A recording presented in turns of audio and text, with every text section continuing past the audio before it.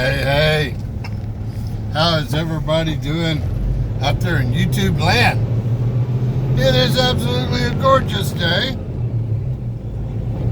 I'm in the great state of Washington. Just come out of Spokane on my way down to Oregon. Ought to be a nice little drive. Just got done with my 30-minute required break, talking about government regulations, which I'm all against in almost every shape and form. But had a nice little lunch, cooked me up a cheeseburger on the George Foreman grill, sliced me up some purple onion, and had some spicy butter pickles sliced up on it. Barbecue potato chips, big old glass of milk. Nice lunch. But anyway, I thought I'd shoot this video. This is a reactionary video. Woo, reactionary, right? And actually what I'm reacting to is a comment that was left on one of my recent videos. The video was called Failing Trucking. And my point in that video was actually kind of something that my channel has been founded on. Anybody that knows me or has been watching me from the beginning kind of gets where I'm coming from. There is a theme, you know. Like one of the most popular videos I have, it's not huge or anything. It's got like 75,000 views. But it called CDL Without School. How to get your CDL without going to school.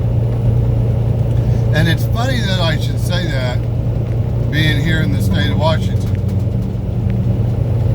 because I've had several people tell me from the state of Washington that required school is actually written into the bylaws of getting your CDL.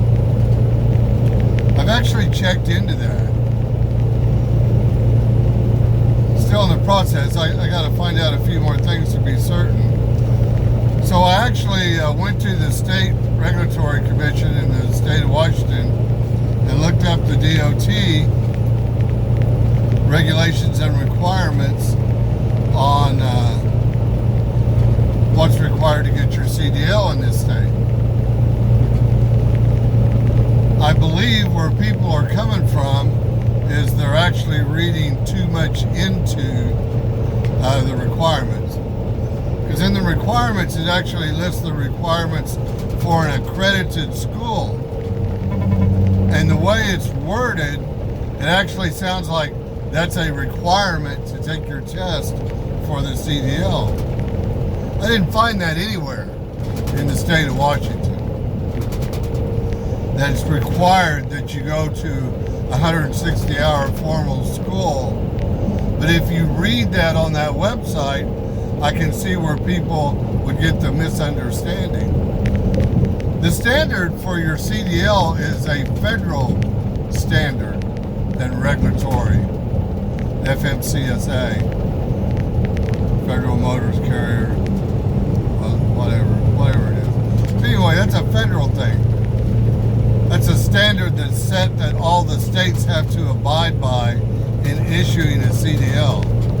It's uniform nationwide.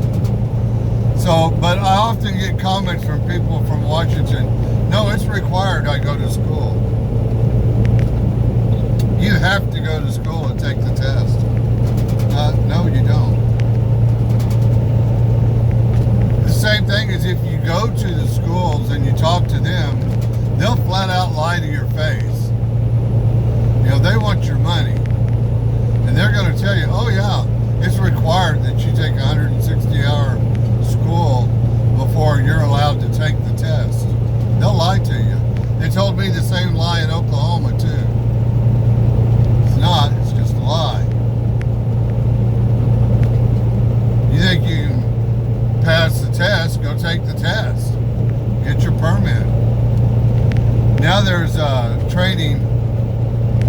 waiting period that's set after you get your permit before the actual license is issued. And that's just a step. There's different hurdles to step through that and get that accomplished. The main place in the schools, they don't teach you how to be a truck driver. They don't even teach you how to drive a truck. All they teach you is how to pass the test. You pass the test, their obligation with you is done. These schools are all about just making money. Whose money do they want? Yours. Oh, they'll take everybody else's money too. They also set up these deals from these mega carriers that they'll talk to the mega carriers and try to sway you to go one way or the other so that they can get a referral fee from the company that's hiring you. So it's all lined up that you're signed up with a contract or where you're going to be employed for the first year before you even get out of school. They'll take that money too. They'll also take the money from the government for retraining you in a vocational field. They get money from the government for that. So all in all, whenever you go to a school, you pay a school $6,000-$7,000, the recruiting fee, the government money that's given to the school, all that. For each student, for each butt they have in the seat, they make somewhere between $10,000 and $15,000. Yeah, so there's a reason why they'll lie to your face. But that's not actually what this video is about.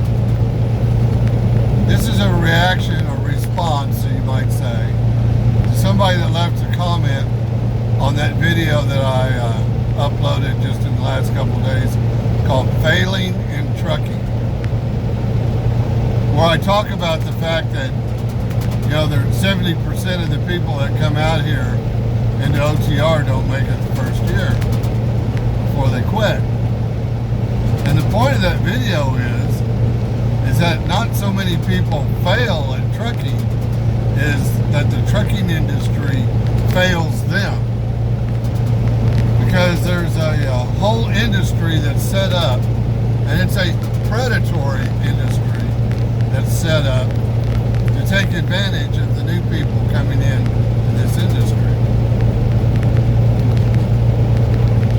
Now that being said, nowhere in my video did I call for government intervention or call for regulations to be set on driver pay or any of that. Not once did I ever mention anything like that in the video.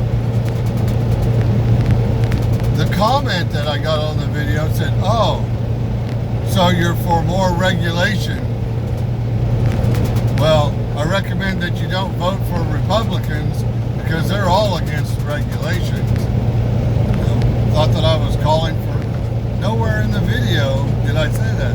How you made that jump and that leap to government intervention and authority regulations, I have no idea where you got that out of that video because it's not there.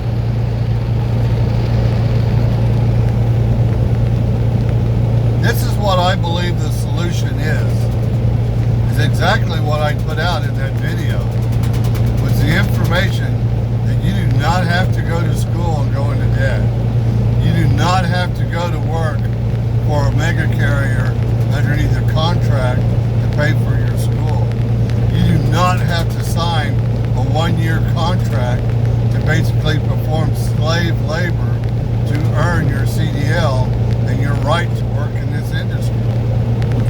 That was the point of that video. I believe in the free enterprise system, but whenever you're going to start an endeavor or whenever you're going to do something, you need to be educated about what you're getting into, and you need to know all the options that are available to you. Now, I will tell you, a lot of times to be successful in life, the best thing you can do is look what the masses are doing. Look at the crowd of people, what direction that they are going. And then probably your best bet a lot of times will be go just the opposite direction and choose your own path. And that's what I recommend people to do when they come into this industry. Don't go work for a mega carrier. Don't go to a school. Don't sign a contract. Don't go into this. Educate yourself on the opportunities that are available in this field. Find out on your own what it takes to do that. And take those steps on your own. You don't need anybody to hold your hand. Yeah, they'll hold your hand with one hand and the other hand will be in your pocket. So the solution to this is education. And this is what my channel is all about. To educate people and inform people and give people the information so that they don't get hung up in one of these predatory scams that is being run against new people coming into this industry. You want to know how to get a good job and get hired on with Magnum without going $7,000 or $8,000 in debt for a certified school? Shoot me an email. My email address is just my first initial and my last name at yahoo.com. My name is Walt Vandenberg. So my email address is wvandeburgh@yahoo.com. Shoot me an email. Give me your phone number. I'll call you back. Let's talk about it. Let's find a way for you to come in this industry where you don't have to perform slave labor and end up being a statistic of 70% of those that don't succeed in trucking. There's a way to achieve it, folks. I hope by watching my videos you learn that. Anyway, y'all have a great day. God bless each and every one of you. Bye-bye.